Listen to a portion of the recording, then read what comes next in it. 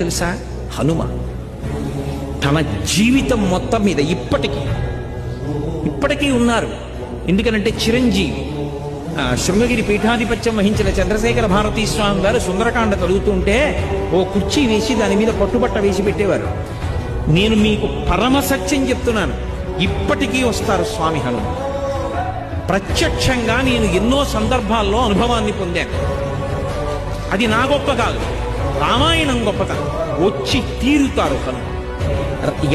ఎంత వస్తారంటే రామనామం చెప్తే చాలు వచ్చి కూర్చుంటారు. ఆయన వచ్చారంటే బ్రతుకుతారు. తన కోసమా 100 యోజనముల సముద్రాన్ని దాటి వెళ్ళారు? తన కోసమా, తన కీర్తి కోసమా?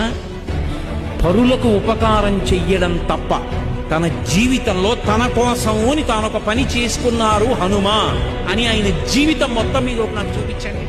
జీవితం మొత్తం మీద తన కొరకు అన్నది ఒక్కటి చేసుకోలేదు.